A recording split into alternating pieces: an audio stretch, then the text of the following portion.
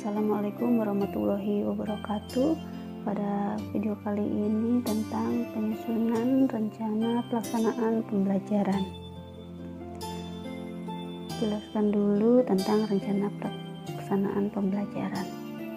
Rencana pelaksanaan pembelajaran merupakan rancangan bagi guru untuk melaksanakan kegiatan bermain yang memfasilitasi anak dalam proses belajar. Rencana pembelajaran harus mengacu kepada karakteristik, yaitu usia, sosial budaya, dan kebutuhan individual anak. Adapun rambu-rambu yang harus diperhatikan dalam menyusun rencana pelaksanaan pembelajaran, yaitu memahami standar tingkat pencapaian perkembangan anak sebagai hasil akhir program PAUD, memahami kompetensi dasar sebagai capaian hasil pembelajaran, menetapkan materi pembelajaran sebagai muatan untuk pengayaan pengalaman anak. Adapun 3 perencanaan pembelajaran yang harus disiapkan oleh guru PAUD, yaitu program semester, rencana pelaksanaan pembelajaran mingguan, dan rencana pelaksanaan pembelajaran harian. Perencanaan program semester berisi daftar tema 1 semester yang dikembangkan menjadi subtema atau sub-subtema, serta kompetensi yang ditetapkan untuk dicapai pada setiap tema dan alokasi waktu setiap tema. Adapun langkah-langkah penyusunan program semester yaitu 1. Membuat daftar tema 1 semester, mengembangkan tema menjadi subtema dan atau sub-subtema, menentukan alokasi waktu untuk setiap tema, subtema, dan atau sub-subtema, menetapkan kompetensi dasar di setiap tema. Kompetensi dasar atau KD dapat ditulis lengkap atau dapat dituliskan kodenya saja. KD dapat diulang-ulang di setiap tema atau subtema atau sub-subtema yang berbeda. Tema atau sub-subtema yang sudah ditentukan di awal dapat berubah bila ada kondisi tertentu dengan melibatkan anak tanpa harus mengubah KD yang sudah ditetapkan. Yang kedua yaitu menyusun rencana pelaksanaan pembelajaran mingguan. Rencana pelaksanaan pembelajaran mingguan atau RPPM disusun untuk pembelajaran selama 1 minggu. RPPM dijabarkan dari program semester. RPPM berisi 1. Identitas program layanan, 2. KD yang dipilih, 3. Materi pembelajaran, dan 4. Rencana kegiatan. Yang pertama yaitu di RPPM harus ada identitas program layanan. Dalam identitas program layanan harus memuat nama satuan PAUD, semester, bulan, minggu yang keberapa, tema, subtema, sub-subtema, diambil dari tema, subtema, sub-subtema yang disusun di program semester. Kelompok usia anak diisi dengan kelompok sasaran program. Kemudian yang kedua yaitu kompetensi dasar yang dipilih. KD yang ditetapkan dalam RPPM sesuai dengan KD yang sudah ditetapkan pada program semester. Jika dipandang penting, dapat diubah sesuai dengan kondisi. KD yang diambil mewakili seluruh program pengembangan. KD untuk subtema atau sub-subtema dapat diambil seluruhnya atau hanya sebagian dari KD yang ada di tema. KD yang sudah dipilih dapat diulang kembali untuk digunakan di tema lainnya. Penulisan KD dapat dituliskan dengan urutan angka atau dituliskan secara utuh. Penempatan KD dapat masuk ke dalam kolom atau ditulis di atas setelah identitas program. Isi dari RPPM yang ketiga yaitu materi pembelajaran. Materi pembelajaran diambil dari materi pembelajaran yang sudah dijabarkan di KTSP. Banyaknya materi pembelajaran yang diambil disesuaikan dengan kemampuan belajar anak. Materi pengembangan sikap dimasukkan ke dalam SOP dan menjadi pembiasaan yang diterapkan sehari-hari sepanjang tahun.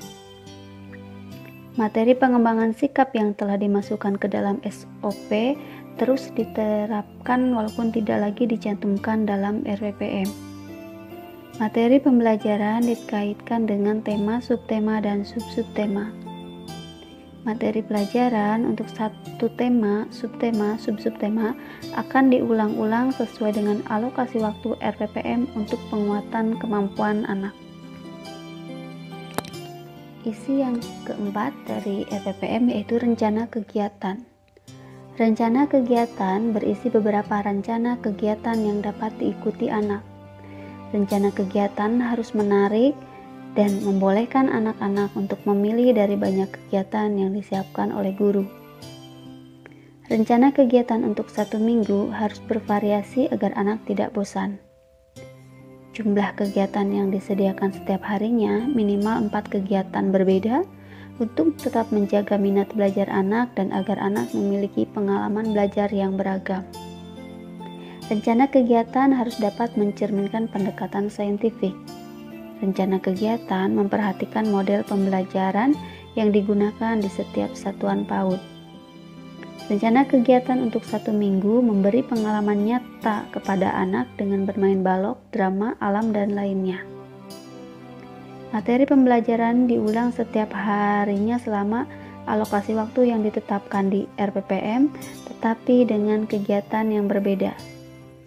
Tujuannya agar anak dapat mencapai hasil belajar yang optimal dengan pengalaman belajar yang menarik sehingga tidak membosankan.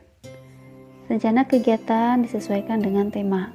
Untuk menunjukkan kebermaknaan pelaksanaan pembelajaran tematik, setiap akhir tema dikuatkan dengan kegiatan puncak tema. Puncak tema dapat berupa kegiatan antara lain membuat kue atau makanan, makan bersama, pameran hasil karya, pertunjukan, panen tanaman, dan kunjungan. Bagian ketiga yaitu menyusun rencana pelaksanaan pembelajaran harian atau RPPH. Rencana pelaksanaan pembelajaran harian merupakan acuan untuk mengelola kegiatan bermain dalam 1 hari. RPH disusun dan dilaksanakan oleh guru, sedangkan untuk format RPPH tidak harus baku tetapi memuat komponen diantaranya yaitu identitas program, tujuan pembelajaran, materi, alat dan bahan, kegiatan pembukaan, kegiatan inti, kegiatan penutup, dan rencana penilaian. Yang pertama yaitu identitas RPPH. Identitas RPPH memuat nama satuan PAUD, semester, bulan, minggu yang keberapa, hari dan tanggal, tema, subtema, subsubtema diambil dari tema, subtema, subsubtema yang disusun di program semester. Kelompok usia anak diisi dengan kelompok sasaran. Yang kedua yaitu tujuan pembelajaran. Tujuan pembelajaran adalah perilaku hasil belajar yang diharapkan terjadi, dimiliki atau dikuasai oleh anak setelah mengikuti kegiatan pembelajaran tertentu. Kemudian materi. Materi diambil dari materi yang telah dijabarkan di RPPM. Materi harus sejalan dengan tujuan yang sudah ditetapkan. Materi dapat dibedakan menjadi 2, yaitu 1 untuk pengembangan sikap dapat dituliskan di RPH lalu masuk ke SOP. Dan materi pengembangan pengetahuan dan keterampilan dikenalkan sesuai dengan RPPH. Alat dan bahan. Alat dan bahan sangat terkait dengan kegiatan yang akan dikelola guru pada hari itu. Kemudian, kegiatan diambil dari beberapa rencana kegiatan yang ada di RPPM. Kegiatan yang ditetapkan tergantung pada pengelolaan model pendekatan yang digunakan di satuan PAUD tersebut. Alat dan bahan ditata untuk menarik minat belajar anak. Kegiatan pembukaan. Kegiatan pembukaan ditujukan untuk membantu membangun minat anak agar anak siap bermain di kegiatan inti. Kegiatan pembukaan sangat penting untuk mengenalkan materi pembelajaran.